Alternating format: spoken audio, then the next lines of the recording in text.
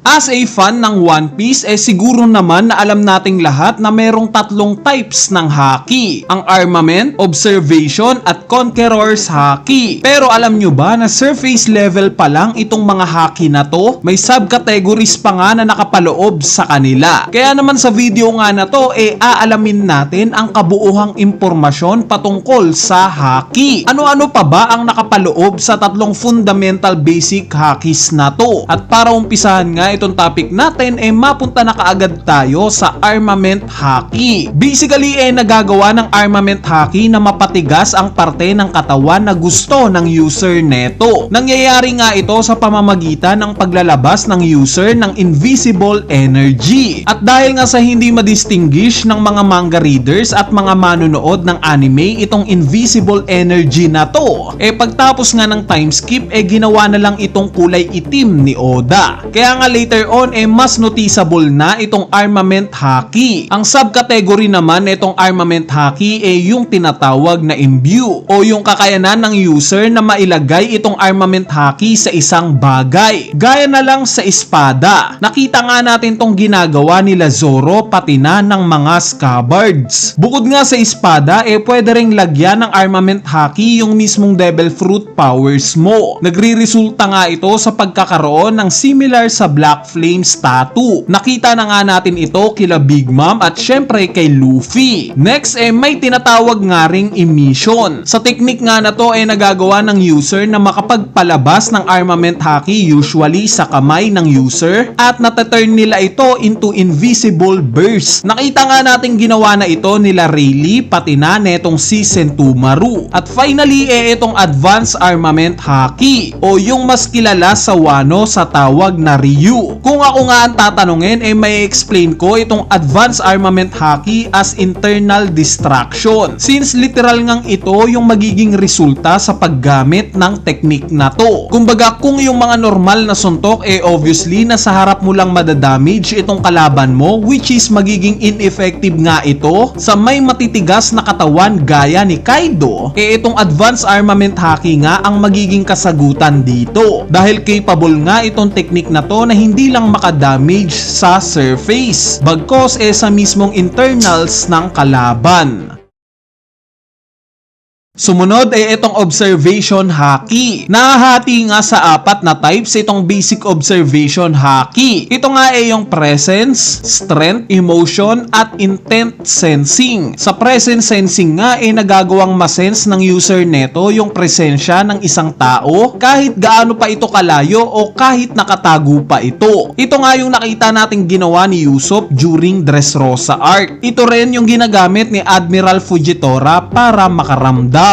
Sa strength sensing naman, ito nga yung nagagawang ma-measure ng user neto yung strength ng kalaban niya. Or even espada pa yan. Nakita nga natin ginamit ito ni Big Mom during Wano arc nung time na ma-sense niya yung strength ng espada ni Zoro na Enma. Itong emotion sensing naman from the word itself, emotion. Nasisense ng user neto yung emotion ng mga nakapaligid sa kanya. Ito nga yung nakita natin ginamit ni Kobe during Marineford War. Na-sense niya yung emotion ng mga marines at piratang nakapaligid sa kanya. At ang huli itong intent sensing. Ito nga yung kakayanan na ma-predict ng user neto ng panandalian yung gagawing aksyon ng kalaban niya. Kumbaga ito yung mas mababang version ng Future Sight. Speaking of Future Sight, ito nga yung kakayanan ng Advanced Observation Haki. Ang makita ng panandalian ang hinaharap. Nakita nga nating pinamalas ito ni Katakuri during Whole Cake Island arc. Bali nakadepende nga rin sa user yung tagal ng nakikita niyang future. Kumbaga kung mas bihasa ka sa Advanced Observation Haki, mas matagal ang makikita mong future. So ang subcategory nga nitong Advanced Observation Haki yung tinatawag na Voice of All Things. Ito nga yung kakayanan na mapakinggan ang sinasabi ng isang bagay, hayop o saloobin ng isang individual. Iilang karakter pa nga lang ang kumpirmadong nagtataglay ng ganitong klaseng abilidad.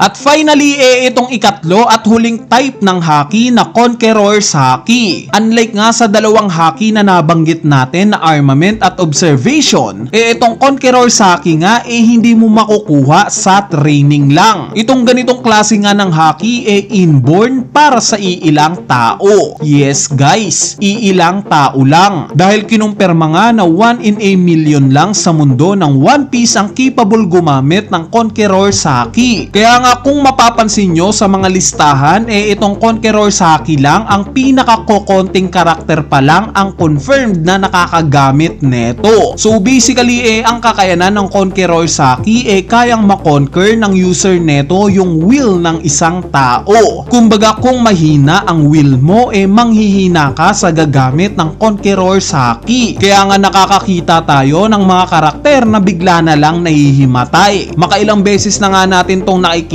sa kwento. Next, itong isa pang kakayanan ng Conqueror's Haki, ang Beast Taming o ang Domination. Ito nga yung masasabi kong isa sa pinaka nakakaintrigang kategory netong Conqueror's Haki. So basically, once nagamitan mo nga ng Conqueror's Haki ang isang hayop, may dalawang magiging reaksyon itong hayop na to. It's either na matatakot sila at aalis gaya ng ginawa ni Shanks sa unang chapter, or magiging mabait yung hayop at mapapaamo mo ito. Nakita naman natin ito na ginawa ni Luffy kay Surime. Next category itong sinasabi ng iilan na Wi-Fi Haki. Una at huli nga natin tong nakita na ginamit ni Shanks during Wano Arc. Unlike nga sa basic Conqueror's Haki na kalat itong bibitawan ng user netong Haki, itong Wi-Fi Haki nga na ipinakita ni Shanks kaya niyang kontrolin itong Conqueror's Haki niya papunta sa taong gusto lang niyang iparamdam ito. At yes, naramdaman nga yan ni Admiral Green Bull.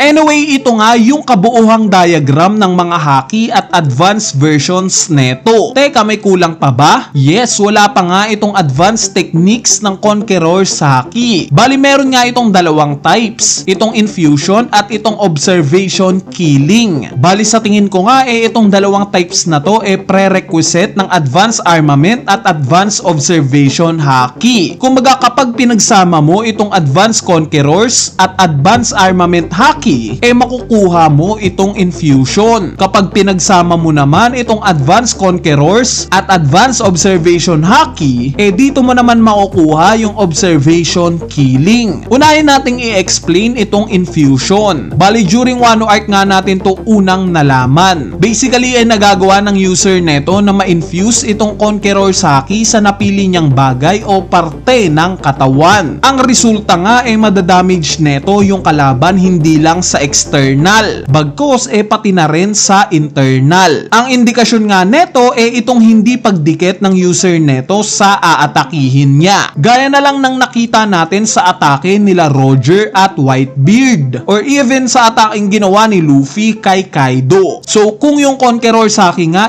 konting karakter lang ang capable gumamit, mas konting karakter nga ang capable gumamit netong infusion. Base nga yan kay Kaido. Next itong observation killing. Itong pinagsamang advanced Conquerors at advanced observation haki. Una naman nating nakita itong technique na to during sa movie na One Piece Film Red. From the word itself, observation killing. Meaning capable yung user neto na manigate ang future sight. For example, itong si Katakuri. Gagamitan kanya ng future sight para malaman niya kung saan ang susunod mong galaw. Bali dahil nga sa observation killing, hindi niya na makikita pa itong susunod mong galaw. Manenegate mo nga ito dahil sa technique na to. Bali so far nga itong si Shanks pa lang ang confirmed na capable gumamit ng ganitong klase ng technique. Bali ayan na nga yung full haki skill tree natin. Kung sakaling may nakalimutan pa nga ako, wag na kayong mahiyang i-comment yan sa ating comment section sa ibaba para mapag-usapan natin yan. Kung sakaling nakatulong naman itong video na to para mas maintindihan nyo yung patungkol sa haki, wag nyo nang kalimutang pindutin yung like button dahil napakalaking tulong na nga niyang like nyo para sa ating channel. So yun lang, peace!